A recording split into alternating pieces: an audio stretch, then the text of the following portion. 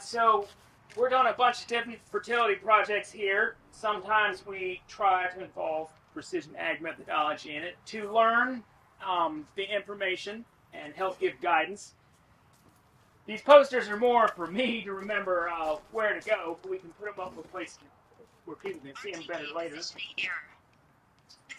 accuracy affected. But one of the projects we're working on is more what you call precision soil sampling. So we've been doing grid sampling. We have our... Fly with caution. This thing wants me to turn on. She talks a lot. Yeah, she won't be quiet until I turn off her RTK. Be quiet. So one of the projects we're doing is a grid soil sampling project across Warrington, which is our irrigation research farm over in Harbison. And we took samples about every quarter acre, because that farm out there, the way that James can control the irrigation, are on 90 by 90 foot blocks. So we went to the center of each one of those blocks and took samples.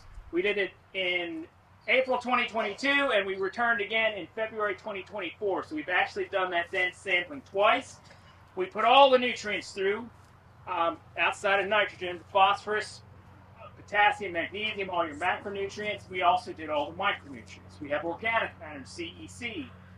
And the reason you consider something like grid soil sampling is there's a lot of variability in your fields. So one of the original goals with this, starting back in the 90s when they could do this, was, can we go out in this field, instead of applying a blanket rate, you put out the nutrients where you need them the most, and you reduce your rates where you don't need them. And this can work if you have a lot of field variability, and there's actually going to be an economic component to all the equipment you'd have to purchase to do variable rate. The grid sampling itself, when you talk in this field here where we're taking up to 400 samples, is incredibly dense. Most recommendations for grid soil sampling that you have to take a sample at least under every 2.5 acres. They really want you to take it at about 1 acre density. The great thing about grid soil sampling that they found is, for the most part, it doesn't change often. Especially when we look at these micronutrients. Things like that don't change often. So if you do a grid soil sampling method, it's not something you should repeat every year. The other method they have would be zone soil sampling. Zone soil sampling requires a lot more knowledge up front. You have to know where your high and low yielding areas are. You think about your soil types. You look at your yield response. You look at elevation, topography. And instead, like here in this picture here where we have high and low CEC zones, you say, I'm going to take this as a zone and mix samples from here and mix samples from here. You can reduce that sampling to maybe 4 or 5 total samples across that field if you understand those zones and how they respond. So from the 2 years that we did this study for the quarter acre grid samplings, the only map that I put on here so you can see it clearly is manganese. Almost all of our micronutrients were within several parts per million. This is all run through the UV soil testing lab. So one, it tells you that the methodology, at least in UV soil testing, is very consistent, because over a 2-year period, without knowing where these samples were, their part per million, manganese and iron, were all very close. The maps were also, of course, very similar, because you wouldn't expect your micronutrients to change much. The only one that got weird was boron. The first year, on the southern part of the pivot, boron was very high and had a strip down the middle where James had 10 years ago dug a ditch out. And there was a lot of differences in boron.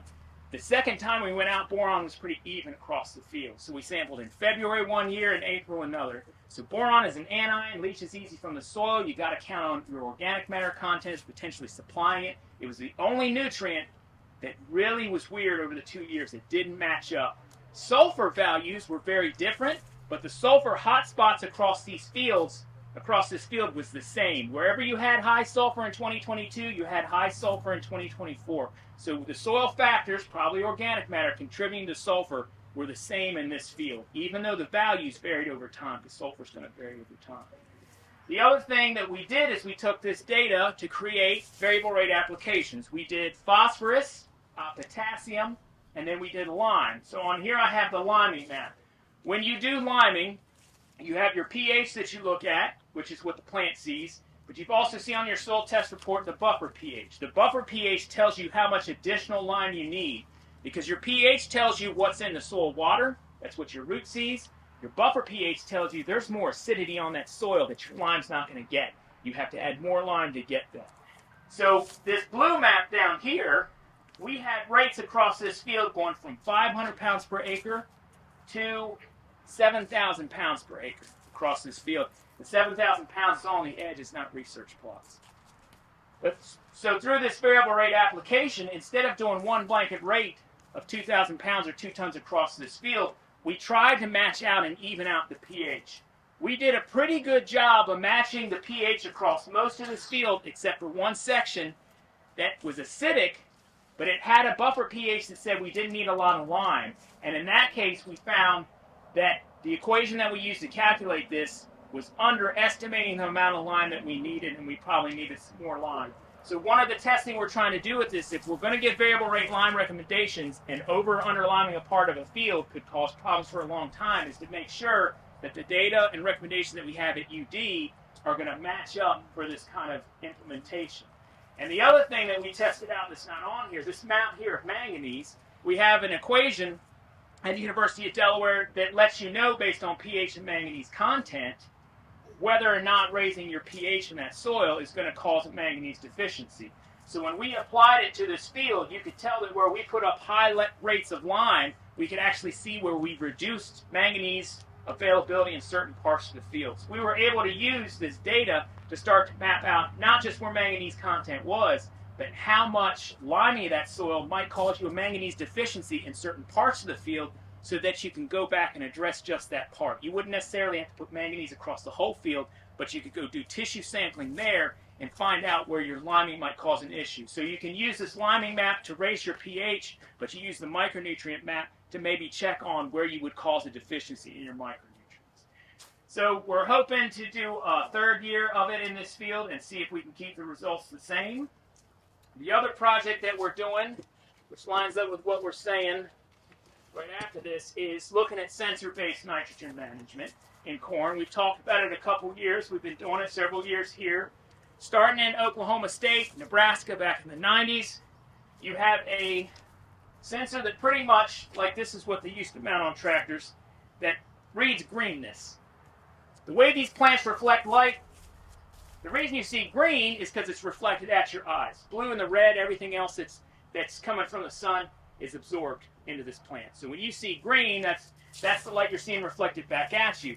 This sensor uses red and near infrared light in an equation, in a ratio, to calculate how much is being reflected back, how much is being absorbed, so you can actually start to look at ground cover. And what they use this for with corn is if you have enough nitrogen in your field, you're going to have a higher value on here. This goes up to a maximum of 1. If your corn is not doing as well, then you'll have a lower value. If you want to do variable rate nitrogen management with a sensor, the problem that you all know with nitrogen in a field is there's a lot of variability year to year in each field. There's a lot of variability in weather. So to do any kind of sensor-based management, they have a pretty complicated equation that includes the NDVI you read, the sensor measurement you read, 2 parts of your field where you have no nitrogen and 1 where you put out enough nitrogen to give you a calibration curve. You have to know what pre-plant nitrogen was, the days from planting, the max yield expect, the max nitrogen you can put out to get the actual rate. So you got to put a lot of data into this, and it changes every year based on field conditions. So here's one of our fields here that we've had a cooperator from Sussex County working with, and we have high and low N rates, and we have all these strips across here. And if you got up close, you'd see where we put out low and high nitrogen rates. And based on the data we got out of this field, the sensor-based nitrogen recommendation at side dress would have been 158 pounds of N, while the actual rate turned out to be 166. And I think when I subtracted out, I didn't update that. They were within 4 pounds when I redid the data.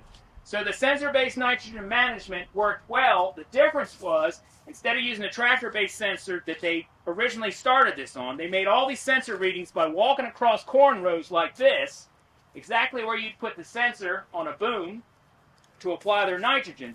But now we have greater access to satellites, and we have drones that we can use. This is a smaller one. On this drone here, just like this has multiple sensors, this is an active one. It sends out its own signal. This reads sunlight. It's got a gimbal. It doesn't like to move itself. On top of this one are 4 different lenses. One of those reads only red, 1 reads green, One reads near infrared and one reads what they call red edge. So this thing will take that same data as this, and it creates this map of the field. So instead of driving across the field and doing this calculation, you use the drone to create a map of the field. Then you create your variable rate nitrogen recommendation, and you put that into the equipment, and you place that out there. And so, this was all based on the drone. What we weren't sure was, if you're 300-400 feet in the air with a different sensor than was used, will the calibration that Virginia Tech come up with work? And in most cases, it has. The only time that we have seen that it hasn't is when there hasn't been enough nitrogen in the field to start with.